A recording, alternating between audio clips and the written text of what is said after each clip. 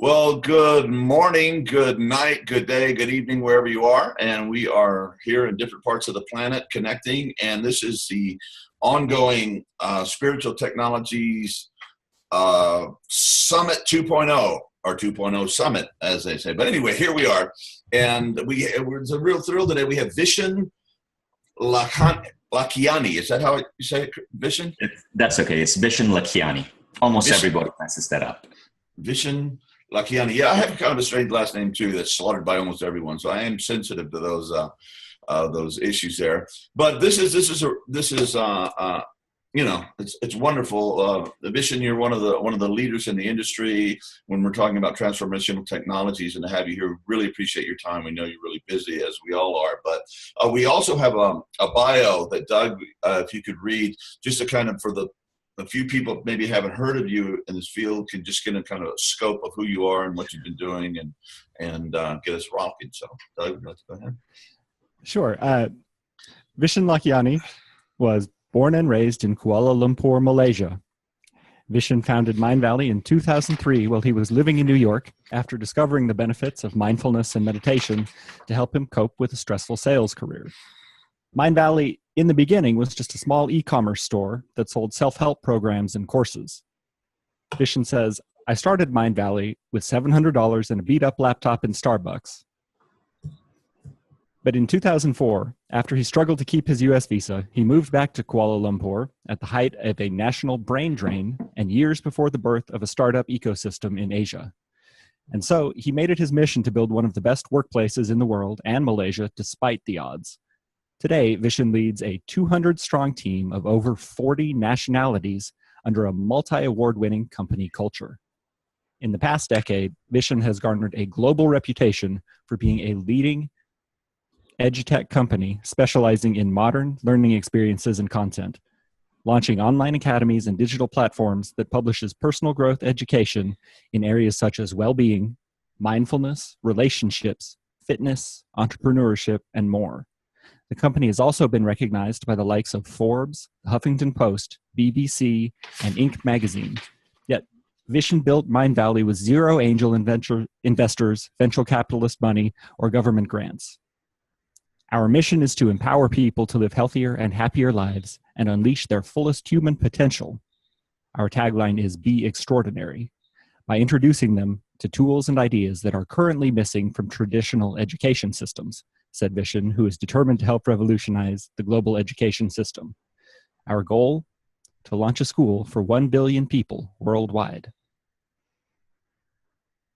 Awesome. And by the way, this is Doug Prater, who just read that. Morning, Doug. And he is our information content manager extraordinaire. And I'm John Dupuy, CEO of BioWay. So Vishen, thank you and welcome. And it's an amazing story. And I just wanted to ask you, how did you come about finding your vocation, the spiritual vocation, this vocation to help people? We didn't mention that you're also one of the leaders in brainwave entrainment technology and getting that out in the planet. So how did that come about? Why not making automobiles or something else? Well, it's firstly, I just want to correct that I'm not one of the leaders in brainwave entrainment technology. What I do is I am an educator. There are many different types of entrepreneurs out there. I don't happen to be a transportation entrepreneur. I'm an educator. My mom was a teacher, and I always grew up wanting to be a teacher. But of course, I also saw how difficult it was to be a public school teacher when I observed my mom and the crazy stuff she had to go through on her day, including long commutes, low wages, dealing with government bureaucracy. So I soon got that idea out of my head that I wanted to teach. And I found myself years later in Silicon Valley working as a computer engineer. My timing, though, sucked. I moved to the Valley with dreams of launching a startup in 2000. That was when the bubble went pop. And I remember, perhaps, yeah, you too. So, I remember April 2001, 14,000 people were laid off in Silicon Valley that month alone. I was going to pink slip parties, trying to get a job any way I could. And the only companies hiring were companies that were not really offering the best jobs. The job I got was, as a computer engineer, I had to pick up the phone and sell technology to law firms. I knew nothing about sales. I knew nothing about speaking to lawyers. And the stress of that was really, really, really profound. At that point, I had lost all my savings. And this was a job where there was no base salary. I mean, when there are that many people unemployed, some companies were taking advantage of the situation. No base salary, dial for dollars, don't close the sale, you don't get to eat that week. And so in this situation of stress, I ended up taking a class on meditation. And something in my head opened up. Within 1 week, with very little experience in sales, I was able to double my sales targets. A month later, I doubled it again. 3 months later, I doubled it again. Long story short, I ended up getting promoted 3 times in 4 months. At 26, I was made director of sales. This guy, this computer engineering geek who knew nothing about picking up a phone and actually talking to people. And what was really going on was that I was opening my mind up to new abilities through the practice of meditation. See, when I go into something, I go deep. And I decided to go deep into meditation. I stayed with that company for 18 months, became director of sales. Then I quit. I quit because I realized as I fine-tuned my meditation practice that this was gold. Now, it was now 2002, and meditation wasn't as popular back then, but what I was finding it was doing for me was so mind-blowing. I decided to quit my job as director of sales. I was then leading the company's office in New York and become a meditation teacher. Now, most people would say that's the surest path to going broke, right? And you could never make as much being a meditation teacher as you could being the director of sales of a hot SiliconValley.com. But I tried it anyway because I felt that this was my calling. Now, the advantage is I was able to take my background in marketing, my background in art and design, my background in computer engineering, put all of those together and build a simple e-commerce website way back in 2003 when websites look crap compared to what you see right now. And it took off. And soon I was selling out my classes. Then I was selling out other teachers' classes. Then I was selling CDs of meditation. And it took off and off and off and off and off. And that's how Mindvalley began. It's now 12 years later.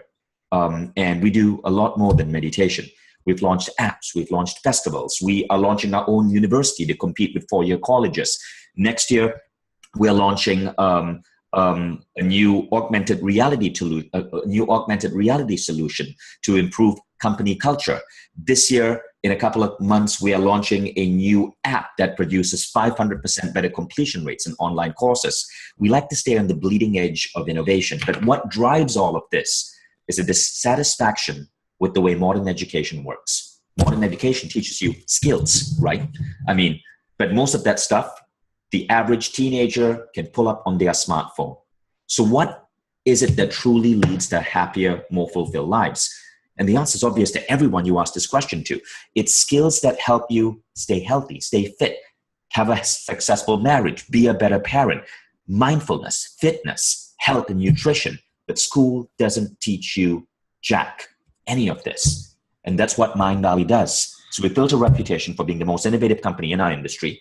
We work with the best teachers. We develop the best technology. We now have some 50 developers and UX people working on our team. And our goal is to produce the greatest programs in education on the planet, period. So any field we go into, whether it's goal setting or weight loss, we bring in the best teacher, best technology, and the best sense of art and filmmaking and design. And we're passionate about creating phenomenal courses. So that's what Mindvalley is about. We are a technology company, but we're also a group of artists, a group of activists, a group of education hackers, 200 of us from 40 different countries working in 3 offices around the planet, working to change the global education system. Fantastic. You know, just when you were describing your being a salesperson on the phone, talking to people, and how that, when you started meditating, that shifted. 2 things came on. It sounds like you were going into flow states, which is all, which people are very interested in now, when you were able just to increase your sales and effectiveness. And I mean, just the way you're talking now, I mean, you're it's a very powerful energy there. And also, it seems, I've interviewed so many people that are initiators of the beginning of their companies or movements or new types of technology. And it often seems that the universe really blesses founders, leaders that are starting something new with very powerful initiatory experiences. And it sounds like you started meditating the universe. This guy's going to need a blast, just non-duality or something. And you were just given that, and that allowed you to become the spark that's generating all this change, and it's extraordinarily high-minded as well as successful business. So I think that's pretty fascinating. Right. I mean, I can't say I disagree with you. Certainly, there's so much room for interpretation there, right? There are many different, there have been different definitions of the flow state. I fundamentally disagree with some of the ideas on the flow state out there. I do too. I don't even know if I completely agree with the complete neuroscience of the flow state. And so there are many different ways, I guess, you could define that. I try not to bother with the definitions. What I try to do is simply get my job done, which is expose as many people on planet Earth as possible to new ideas that allow us to unleash our human potential. Yeah. And of course, there's all sorts of things about flow states too. And I'll stop beating this particular drum, but it is a way of functioning at a very, very high level in the service of the greatest good that we're capable of imagining or generating in our lives. And that shifts over time, of course, but to be able to function. And I mean, and the whole thing you're describing in your approach to education, which is, it's absolutely something that's just been driving me nuts and filling me with vision too over the years, is giving young people the tools they need to really function and thrive from a place of great ability and great compassion, great wisdom in this current extremely complex, quickly evolving world that we live in. We need people who can show up and can surf these particular waves that are coming in right now. So that's just extraordinary. And it's not just this, that, or the other. You're doing it in a really integrated way that covers all the main bases that need to be developed to do the work that needs to be done. So, deep bow and really great admiration for the work you're doing there. Thank you. Doug, do you have any comment or a question at this point? Yeah, Vishen, I have personally been a student of several of your courses over at Mindvalley Academy, and I am deeply appreciative of the approach that you have taken to education. And you do, as you say, attract the highest quality teachers to all of your programs. So first of all, a very personal and heartfelt thank you for that. Thank you. Is there any material that you have wanted to explore that you have not yet gotten into? I'm very excited about the forthcoming app and the change in educational philosophy that entails. Are there any particular upcoming topics that you would like to explore through that platform? Well, there's a number that we're looking at right now. One of the things we're looking at is longevity through we already have a brilliant program called WildFit, which just is one of the most radical health makeover programs out there. It's all about behavioral change in terms of food, right? It causes people to lose weight, increase their lifespans, boost their energy. But the next level that we're looking at is really exercise. A lot of myths and BS regarding exercise out in the world today, from late night infomercials to guys promising six-pack abs on YouTube. There are better ways to actually keep your body fit. There are a number of different variables that track human fitness. What we're looking to do is develop these singular best programs to help people get to the highest level in all 10 different variables of human fitness. So that's a big thing in terms of what we're doing right now. We're also looking to create programs that will be able to function as a true replacement to organized religion, whose time, I believe, has come. We are looking to create programs that will take kids, K1 to K12, through transformative experiences so they grow up into being more fully formed, powerful, extraordinary adults. And we are, in everything we do, looking at programs that inspire within people's heart a sense of activism. I've always believed that the most extraordinary people in the world are people who are concerned about massive problems out there that they want to fix, whether it's the environment or it's unity or it's fighting for gay rights, right? So there's so many things Mindvalley is looking at, but all of this happens through our one school, Mindvalley Academy. And then on this school, we have a curriculum. We look at gaps in our curriculum, gaps which are out there in the market, and we go out there to seek the best teachers and combine their ideas with great technology, great learning, and just really, really, really great systems to allow people to up level in these fields, whether, like I said before, it's K1 to K12 education or exercise or activism or any of the other fields we're dabbling with at the moment. Yeah. And those are huge and very important goals for the modern age that we're living in. You mentioned in your book, The Code of the Extraordinary Mind, about rules, and right. Your way of thinking and the size of this mission involves letting go of a lot of those and thinking at a different level.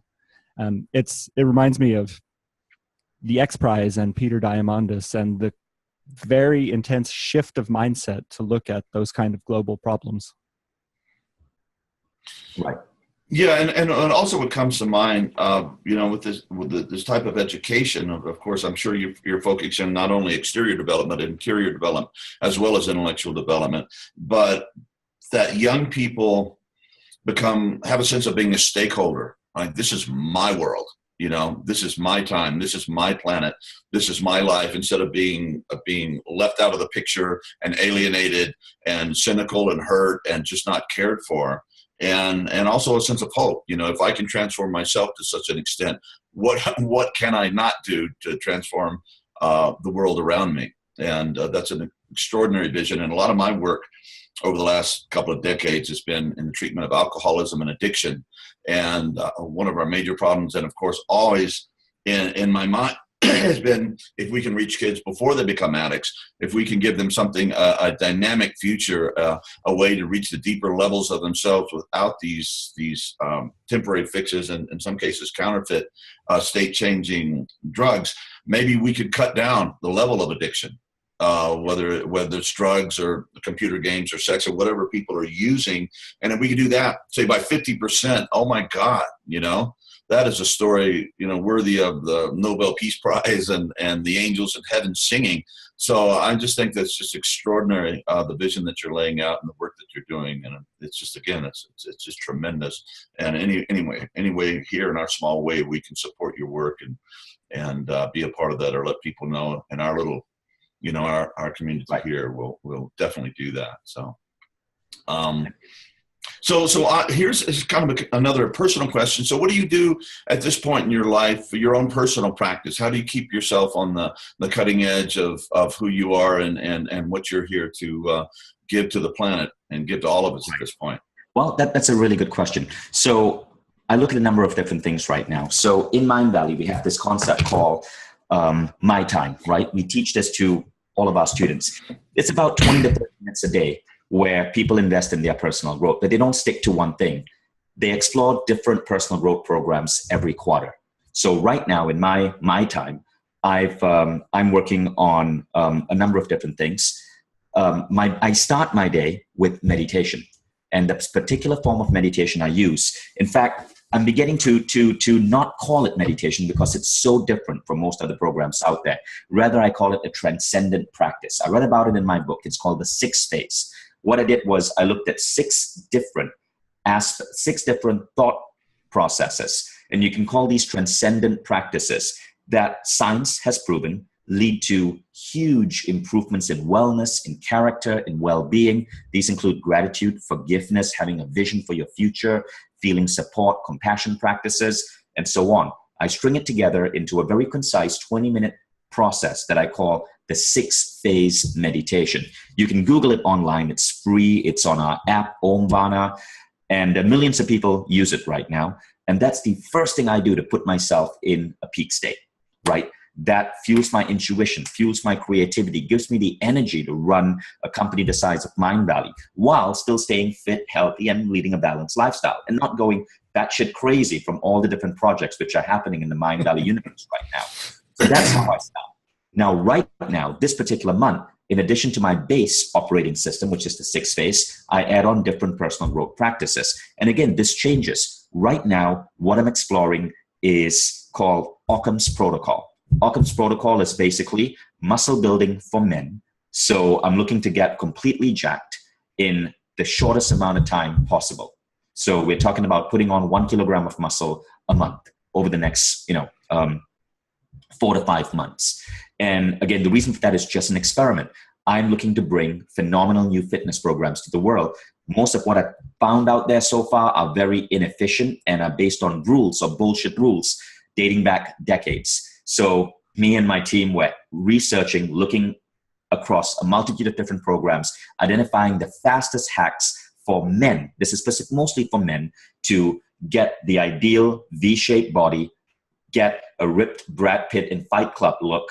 And the advantage of this is not just confidence. It really boosts your health. It boosts the way you feel. And it recently has been proven by science, by a couple of studies, to actually have a really high correlation with longevity. Mm-hmm. So this is what I'm currently working on this month. And every few months, I change. In May, Mindvalley is launching a festival in Ibiza on love and relationships. We're bringing down many of the world's top speakers and experts in relationships, love, sexuality. Then I'm going to steer myself as I get to know these speakers to explore and master that field. In Jamaica in November, we're tossing another festival. This is on altered states, using new technologies, psychedelics, new forms of meditation and neuroscience. I'm then going to go in that direction and explore that state. So you see, I'm a perpetual explorer. I constantly am swimming through this universe of personal growth, using myself as a human guinea pig, using my 200 employees as human guinea pigs as well. They apply these to themselves. So Mindvalley employees tend to be really, really, really conscious of themselves and what's going on in their head. They practice meditation, they work out, they are yogis, they exercise. And through this process of applying this to our own lives, we uncover rare gems. And then we bring the full force of our creative potential, the technology, the design, the art, to these gems, and we seek to create like remarkable personal growth programs. That's kind of what I live life doing right now. It's what I so enjoy, because to me, perpetual growth and refinement of self is the ultimate goal. Vishen, you explore the Tantra Touch program and your work with psychedelics. There is nothing taboo and nothing off limits. You really are reaching forward and embracing the totality of human experience and personal growth, which is something that I think we could certainly use more of. What advice would you give to people and organizational leaders to help increase that sense of trust and embracing of different ideas within their own companies and communities? Well, the first thing you want to do is you want to put your company through Lifebook. Lifebook is a program it's a program by a phenomenal couple in Chicago, John and Missy Butcher. Lifebook basically is a process that gets individuals to look at their life from 12 different dimensions and create clear vision, strategy, understand their beliefs, and understand the meaning and significance of each of these categories in their life. See, most people set goals just for career and money. Lifebook teaches you to be a multidimensional being, setting goals for your emotional state, your character, career, money, yes, but also your emotional states, your parenting, your love relationships. Now, the beauty of Lifebook, and Mindvalley is a partner of Lifebook, so we are actually helping them develop their corporate program. The beauty of Lifebook is you create well-rounded individuals who now are fully awake to the full potential of being human and have clear visions and goals in all the different categories that human beings should be paying attention to, something that school doesn't teach you. So it creates well-rounded individuals. There are so many bullshit myths out there about, well, let's talk about entrepreneurs, for example. I just saw a blog post by Mark Zuckerberg's sister, right? And she said, you want to be a successful entrepreneur? You get to choose fitness, friends, family, work, or money. But you can only choose 3 out of 5. 2 have to be sacrificed. What utter bullshit. What a tragedy. Yeah. Most people just don't have the right tools or the right systems in place.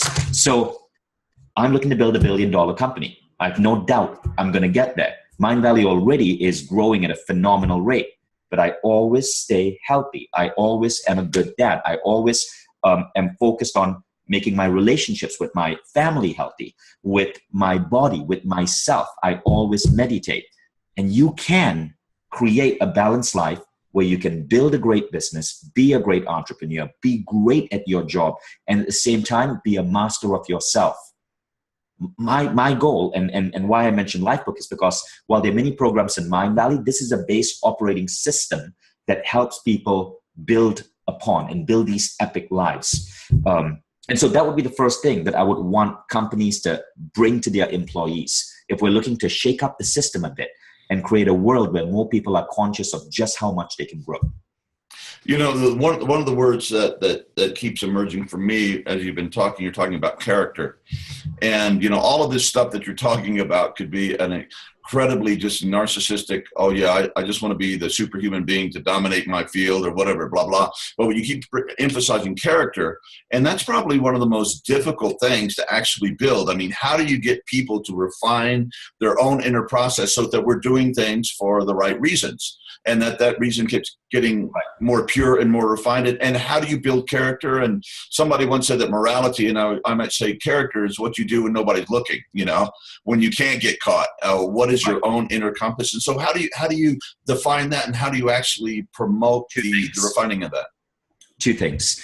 So Mindvalley has a number of different values, but there's one dominant value that functions and governs every single thing we do. We fight for this value, and this value is the basis for our activism, and that value is unity.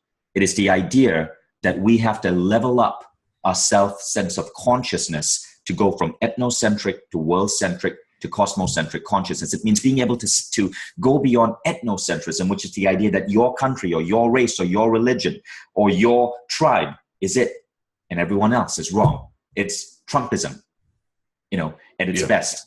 It's to go beyond that, beyond the bullshit politicians who talk about Brexit or talk about America first or vilify Muslims, to go to what is called world-centric, a world-centric consciousness, which is where you identify with the human race. You see all human beings, regardless of what they look like or where they come from, as being worthy of the same amount of love, respect, and understanding. World-centrism is what Mindvalley fights for. We use the word unity. And this is why if you look at anything Mindvalley, you go to Mindvalley Academy and you'll see we always feature an ethnic woman on the website. All our programs, even programs we are seeking to get into schools, when we talk about love, we also talk about why gay relationships are okay, because thousands of American teenagers kill themselves every year because they feel guilty being gay. When we hire globally. We actually put out an ad campaign recently to hire people from Iran, Yemen, Sudan, and Iran, and the other 7 countries that Trump put a ban on. Why? Because we know that ban is bullshit. We've had people from those countries. They're some of our best developers, our best engineers, our best marketers. And we said, well, look, if you can't get a job in America because it's under a Trumpist disease right now, we're an American company. We'll take you right here in Kuala Lumpur. So we fight as a company for unity. If you look at the new Mindvalley ads that's coming out, it doesn't talk about our product. It's an ad that encourages people to stand up for what they believe in. Because the ultimate definition of an extraordinary individual is not just someone who's going to build an epic life, but someone who, when he or she dies, is going to leave the world better off for the next generation.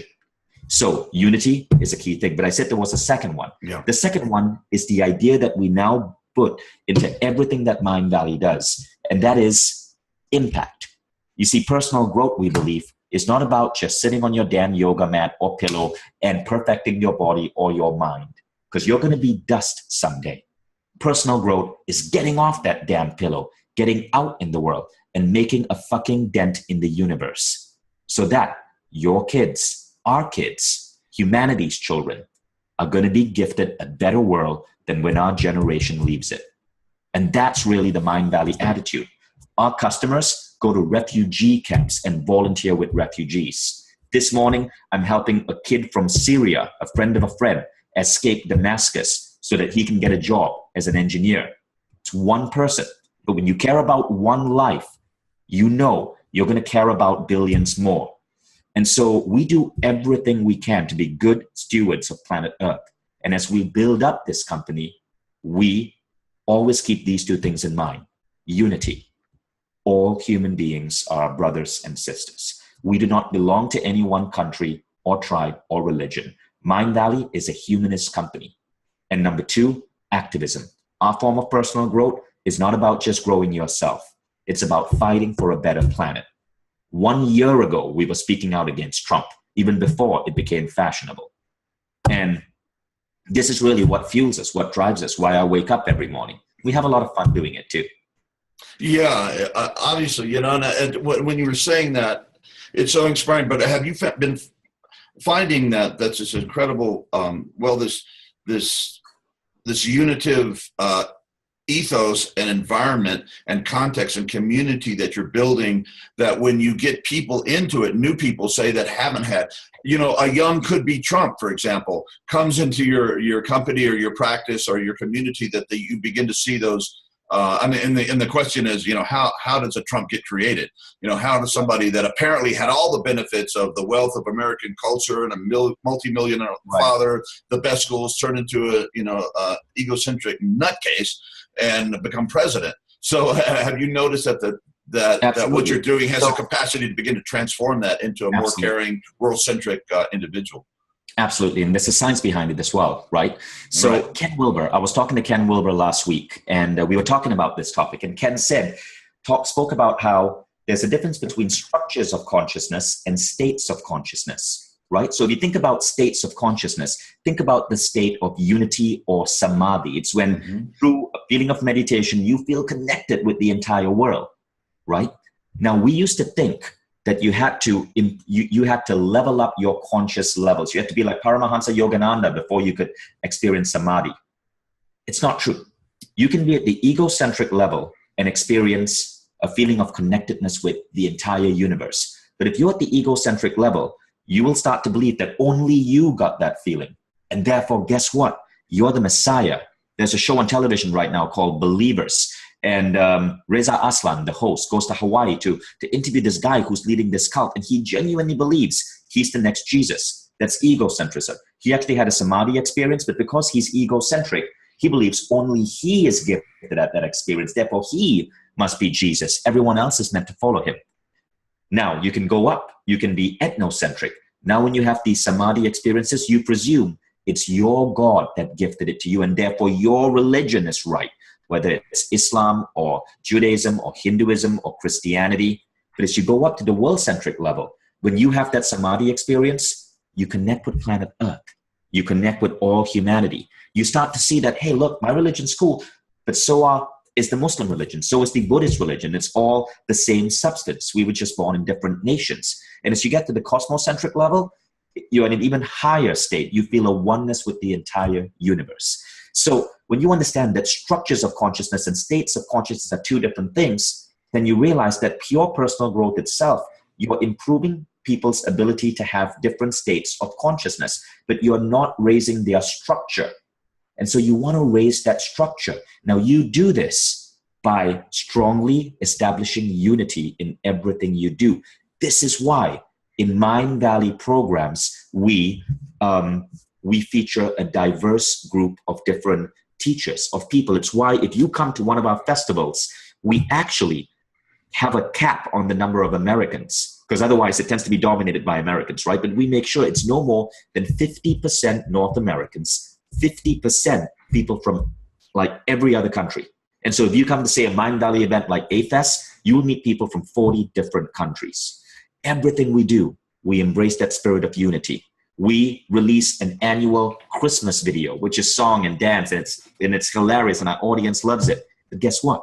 We also release a Ramadan video. We release a video for Women's Day. We celebrate LGBT Day.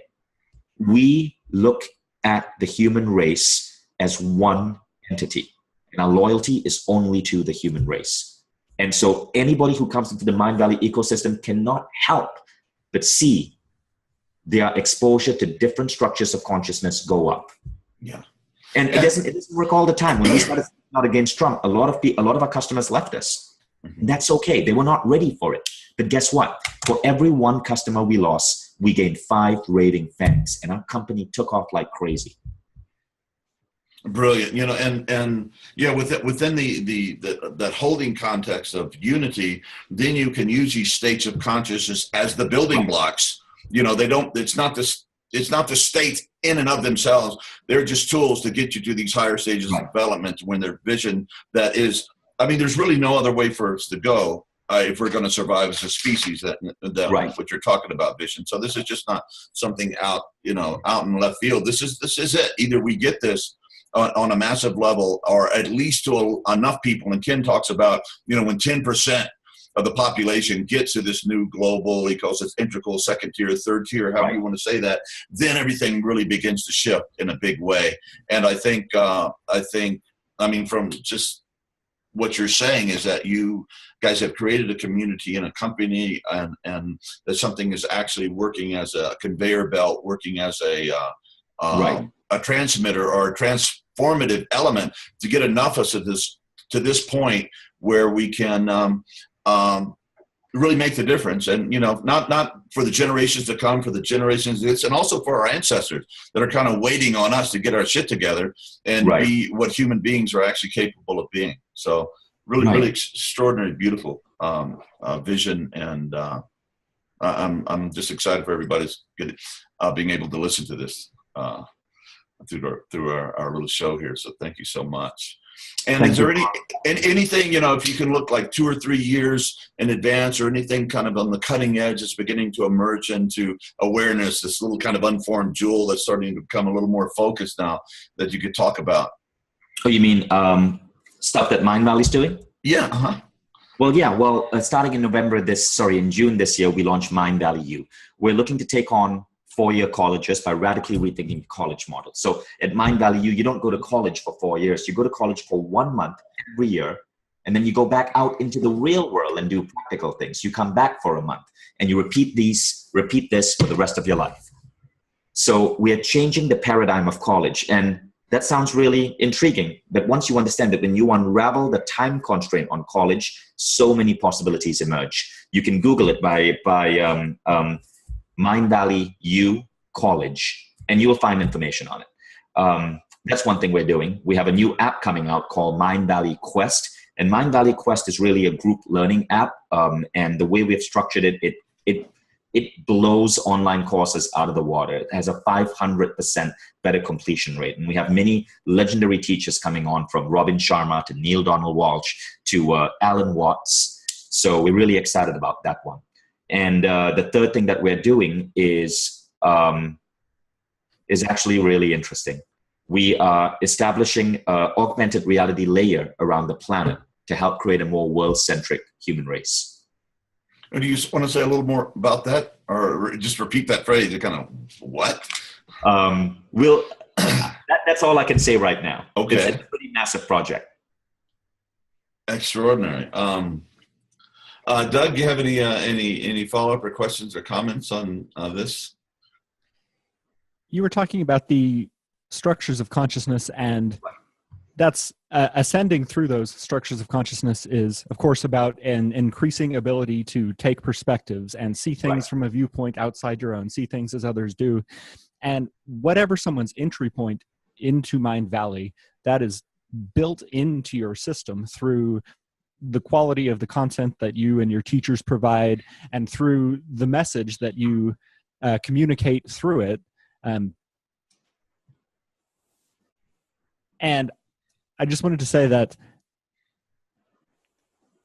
I very much appreciate the way you get people to think about that, whatever their initial desire was to increase their consciousness by taking these other perspectives. It expands in a beautiful way, and that is a mission that I very much admire and appreciate your method in getting it done. Thank you, Doug. I appreciate you saying that.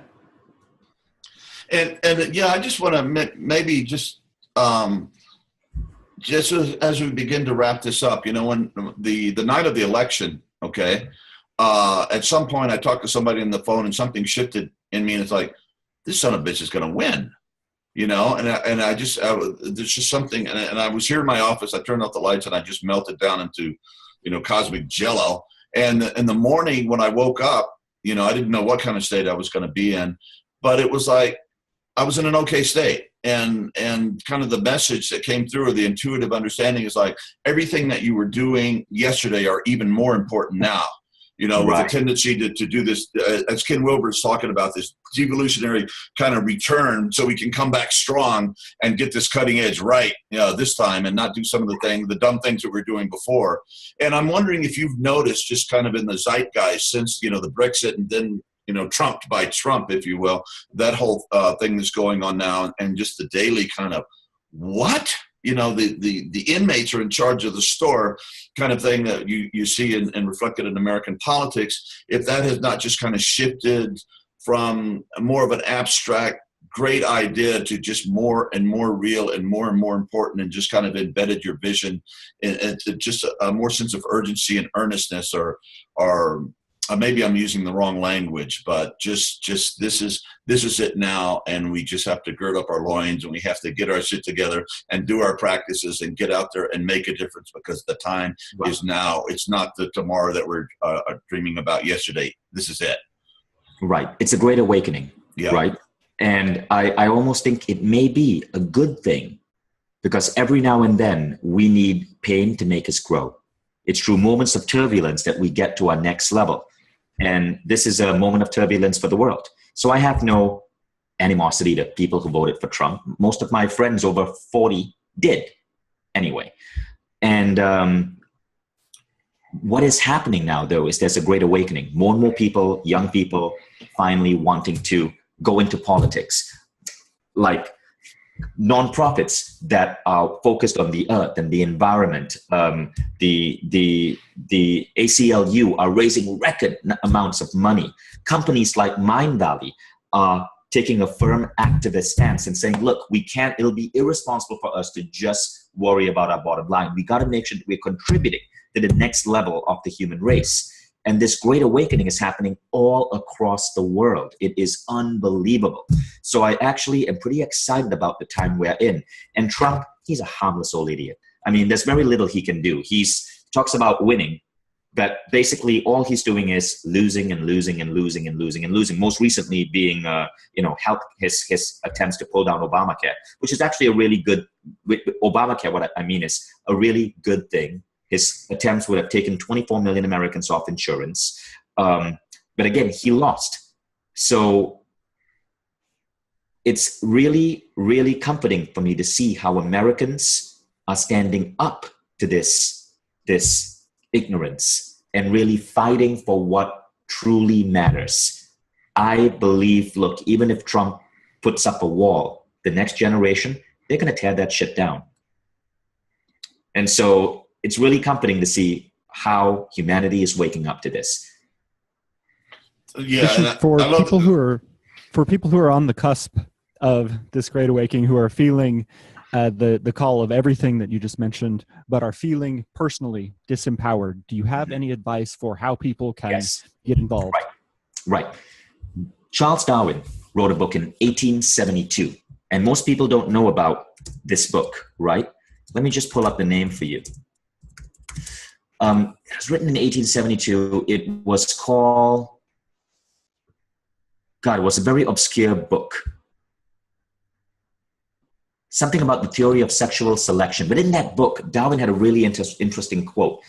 He spoke about sympathetic diffusion. Now, I wrote an article about it. You can Google Vishen, Darwin, and you will find this article. And the article is called Why 2017 and Every Year Forward Will Just Get Better and Better and Better for the Human Race. You see, a lot of people associate Darwin with evolution, right? He predicted where we came from. But many people don't know he's also predicting where we are going. And his prediction of where we are going is really interesting. Sympathetic diffusion, which Darwin speaks about, is the idea that mankind will extend their levels of sympathy in an ever-widening circle to embrace not just their town or village, but later their nation, and then groups of nations they trade with, and then groups of people of the same religion, and then groups of other nations of other religions in an ever-widening circle till it embraces all of planet Earth. And he says that the human race is headed this way, an ever-widening circle of our sympathies. Now, if you take the word sympathy in Darwin's writings and replace it with compassion, you truly understand what's happening right now. Yes, that's the book, The Descent of Man and Selection. Let me try to bring it up. The Descent of Man and Selection in Relation to Sex. right? It's a beautiful, beautiful, beautiful idea.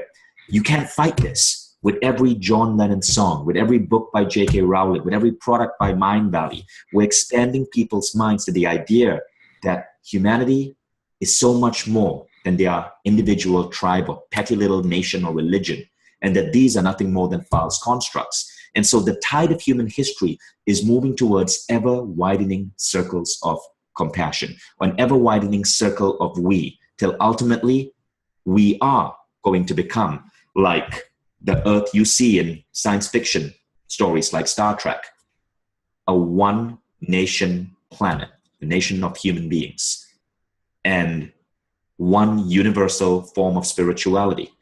We might still be able to, embrace and pluck out little beautiful things about different cultures, and I think that's wonderful. But ultimately, a singular human race, and you can't fight that. And so every time you see a politician speak about a border wall or speak about Brexit, know that what they represent is not the future, but the past. And that gives me great comfort, because unity is destined to win. Trump is an aberration. He's a pimple on the face of humanity. But, that little pimple is going to heal over, and soon no one will even know it existed. Yeah, and I think the vision you're putting out, Vishen, is that the personal development is collective development. And when we sit to work on ourselves, to wake up and go into samadhi in our practice every morning, we're not just doing that for our own cessation of suffering, but it's the being a part of this great awakening that you're talking about. It's a really great phrase. Thank you. I've been sensing into that, but I haven't quite found the word for it. And that's actually historical from the early history of the United States, but I think it needs to be dusted off and applied to the time that we're going on now. And it's not just to recognize and see what's going on politically, but take responsibility to become the person that we can actually become, to be a part of the great awakening, and make sure we take responsibility for our own development. Then we can, as you're saying, get off our damn cushions and get out in the world and make a difference, one person at a time. So that's an extremely compelling vision, and thank you so much.